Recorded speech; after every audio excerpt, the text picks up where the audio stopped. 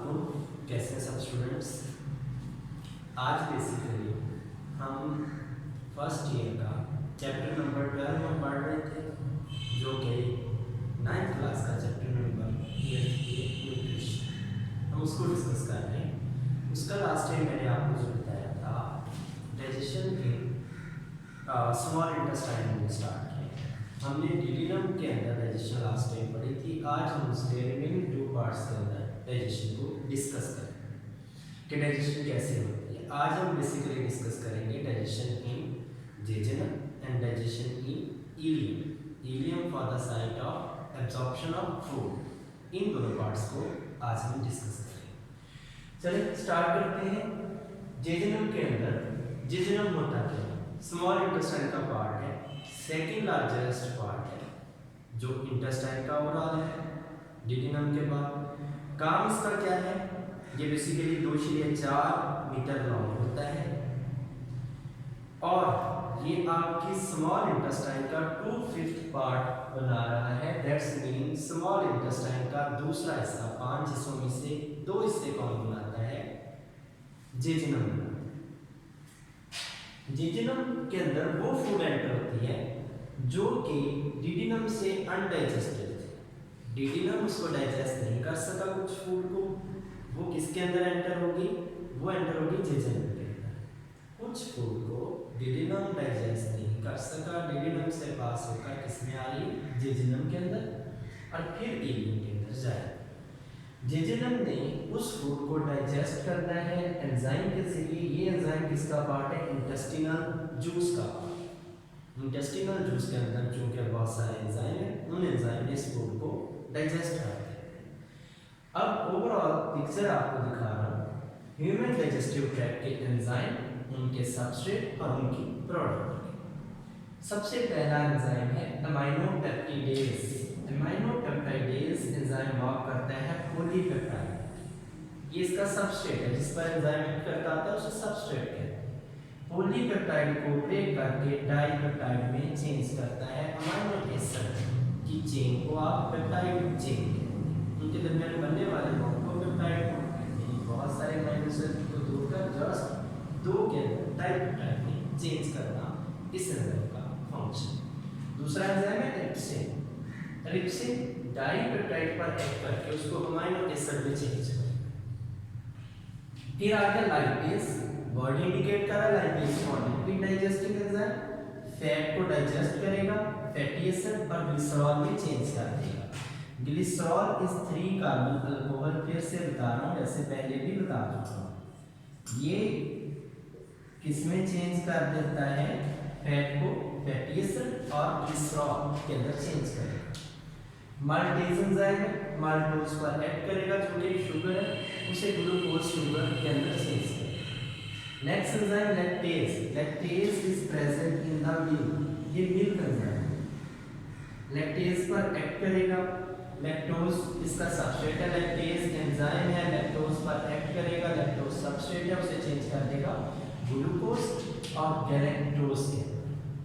Glucose और इसके अंदर गैलेक्टोज इसके अंदर चेंज कर देगा। इसी तरह नेक्स्ट पार्ट आगे ये तो था हमारे पास, कौन सा इसका? ये पार्ट था हमारे पास जेजुनम। अब हम डिस्कस करेंगे ileum. Ileum for the sake of absorption of food. Ileum खुराक की एब्जॉर्प्शन करता है, जज़ब करने में मदद देता है। It is nearly all the absorption take place in the ileum. तकरीबन जितनी भी खुराक जज़ब होती है, एब्जॉर्प्शन होती है, किसके अंदर होती है? इलियम के अंदर। फिर मैंने एक सेकंड पॉइंट लिखा हुआ है, surface of ileum has folds. Ileum की सरफेस के ऊपर कुछ फोल्ड्स होते हैं। उन फोल्ड की अपीयरेंस कैसी है? वेलवेटी है और फिंगर लाइक प्रोजेक्शंस होते हैं जिसे विलाई कहते हैं। इलियम के पास कुछ फोल्ड्स हैं, उनकी अपीयरेंस वेलवेटी है, वेलवेट की तरह की है और उसके ऊपर फिंगर लाइक प्रोजेक्शंस हैं जिनको हम क्या कहते हैं? विलाई का नियम कहते हैं। अब विलाई को डिस्कस करते हैं डिटेल में।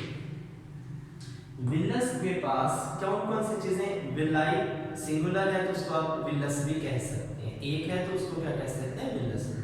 विलस के पास ब्लड कैपिलरीज हैं और वेसल्स हैं।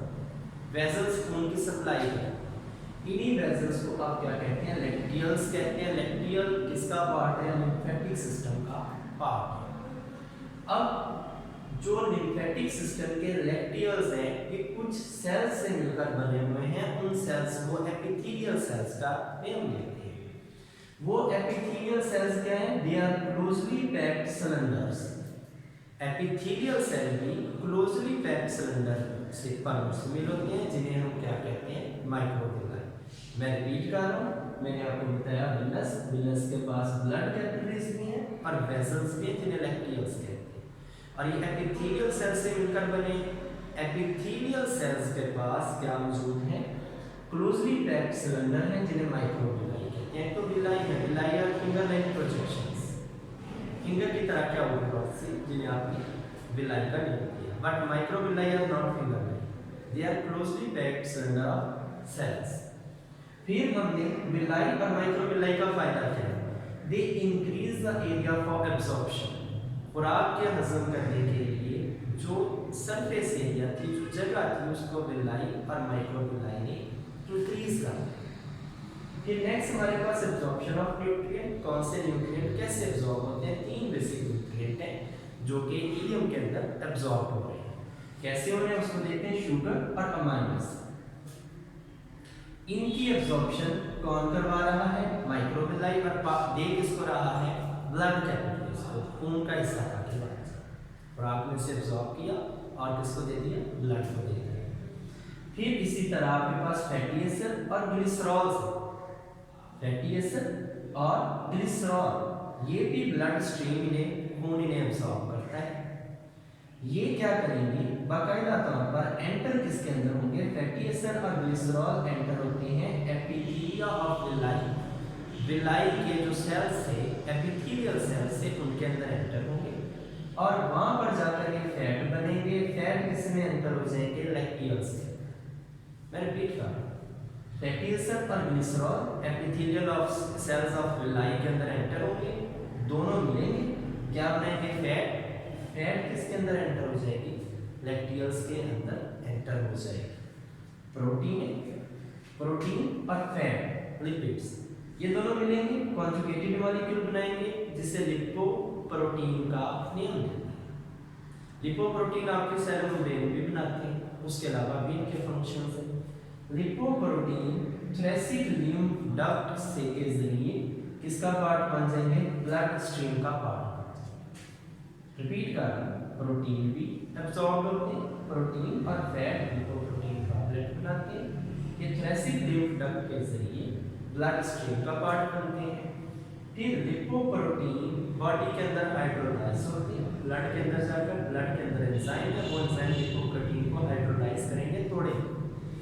और इस they are used in respiration, उन्हें इस्तेमाल कहाँ पर करेंगे, रेस्पिरेशन में। अगर रेस्पिरेशन के अंदर इस्तेमाल नहीं हो रहे तो उन्हें स्टोर कर दिया जाएगा किसके अंदर, या तो लिवर के अंदर, या मसल या स्किन के नीचे लेयर बना लेंगे फैट की, जिसे ब्लबर भी कहा जाता है। रिपीट कर रहा हूँ, क्या हुआ, यहाँ पर मैंने बताया लिपोप्रोटीन बने, थ्रेसिक लिम्फ डक्ट के जरिए ब्लड स्ट्रीम के अंदर एंटर हुए, वहां पर जाकर या तो रेस्पिरेशन के अंदर स्टोर हो जाएंगे, ब्लड के जरिए जाएंगे, रेस्पिरेशन के लिए यूज होंगे। अगर यूज नहीं हो रहे तो हमारी स्किन के नीचे फैटी एसिड की लेयर बना रहे हैं, चर्बी की लेयर बना रहे हैं, लिवर के अंदर जमा हो सकते हैं, या फिर किसके अंदर जमा हो सकते हैं, मसल्स के अंदर। गैदरिंग ऑफ वेस्ट, नेक्स्ट हमारा वो बताने से पहले डायग्राम में, ये डायग्राम बाकायदा तौर पर इलियम की है, ओवरऑल स्मॉल इंटेस्टाइन का पार्ट आपको दिखाया गया है, जिसके अंदर सबसे पहले carrying blood to the hepatic portal vessel, ये ब्लड वेन लेकर जा रहे हैं। अब नेक्स्ट ये इस ओवरऑल इलियम का क्या है, ल्यूमन है।